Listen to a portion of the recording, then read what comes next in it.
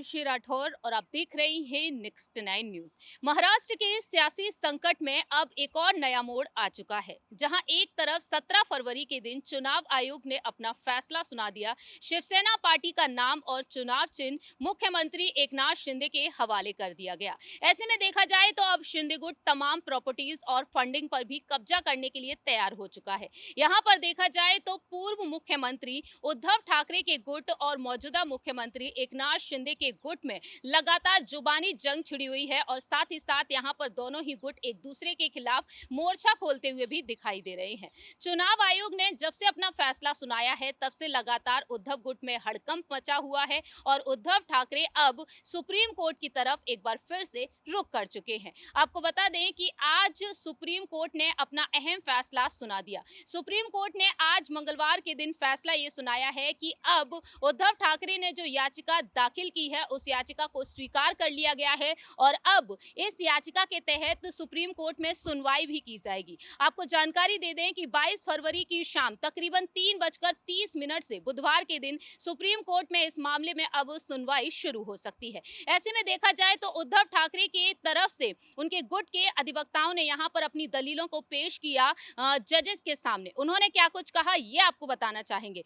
दरअसल आपको बताते चलें कि उद्धव ठाकरे गुट के वकील कपिल सिब्बल के साथ साथ वरिष्ठ वकील अभिषेक मनु सिंघवी ने अपनी दलीलों को पेश किया, क्योंकि उनका कहना यही रहा कि जिस तरीके से शिवसेना पार्टी के नाम और चुनाव चिन्ह पर शिंदे गुट ने कब्जा कर लिया है, अब शिंदे गुट यहाँ पर बाकी के तमाम प्रॉपर्टीज पर भी कब्जा कर सकता है, क्योंकि शिवसेना के दफ्तर लगातार शिंदे गुट के पक्ष में अब यहाँ पर देखने को मिल रहे हैं। क्योंकि देखा जाए तो यहाँ पर विधानसभा में संसद भवन में जो शिवसेना का यहाँ पर दफ्तर रहा, कार्यालय रहा, वह भी एकनाथ शिंदे को सौंप दिया गया है। ऐसे में देखा जाए तो अधिवक्ता अब यहाँ पर कहते हुए नजर आए हैं कि डर इस बात का है कि कहीं अब 16 विधायकों की अयोग्यता पर फैसला सुनाया जाए, कहीं ऐसा ना हो उस फैसले से पहले यहाँ पर तमाम चीजों पर शिंदे गुट कब्जा करते हुए नजर आए। क्योंकि देखा जाए तो यहाँ पर सुप्रीम कोर्ट में अधिवक्ताओं ने खुलकर अपनी बात रखी। आपको बता दें कि सुनवाई के दौरान उद्धव गुट की तरफ से वरिष्ठ वकील कपिल सिब्बल और अभिषेक मनु सिंघवी ने दलीलें रखी। उनका कहना रहा कि उद्धव गुट के कार्यालय पर कब्जा किया जा चुका है, अगर सुनवाई नहीं हुई तो उनके बैंक खाते भी छीन लिए जाएंगे।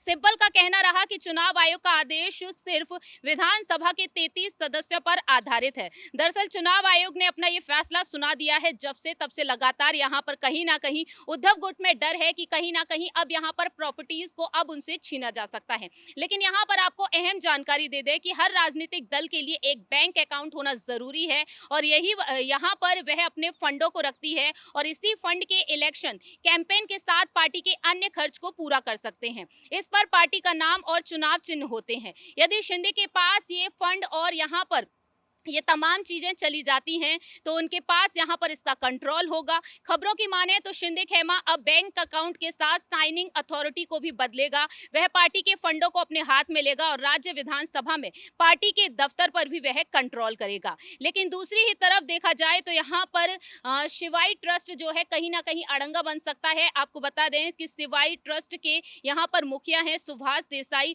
और उनके साथ साथ यहाँ पर मालिकाना हक है उद्धव ठाकरे की पत्नी रश्मि ठाकरे का भी। अब देखा जाए तो कपिल सिब्बल ने यहाँ पर अधिकारों को लेकर बात रख दी है कि उद्धव ठाकरे और ठाकरे परिवार का जो अधिकार है यहाँ पर तमाम चीजों पर कहीं उन पर कब्जा ना कर ले शिंदे गुट। इस वजह से उन्होंने अब जस्टिस DY चंद्रचूड़ के सामने यहाँ पर उन्होंने अपनी बात रखी 5 जजेस की संवैधानिक पीठ के सामने। देखना यही दिलचस्प होगा कि आखिरकार जजेस यहाँ पर बुधवार के दिन जब सुनवाई करेंगे तो आखिरकार क्या कुछ अहम फैसला सुनाएंगे, ये वक्त के साथ ही पता चलेगा। लेकिन आप कितना सहमत है यहाँ पर कपिल सिब्बल और अभिषेक मनु सिंघवी की इन बातों से, ये आप बता सकते हैं कमेंट सेक्शन में। क्या असली शिव सैनिक यहाँ पर शिंदे गुट को होना चाहिए या फिर उद्धव ठाकरे को? फिलहाल की हमारे इस रिपोर्ट में इतना ही। बाकी की तमाम अपडेट्स के लिए आप देखते रहिए नेक्स्ट 9 न्यूज।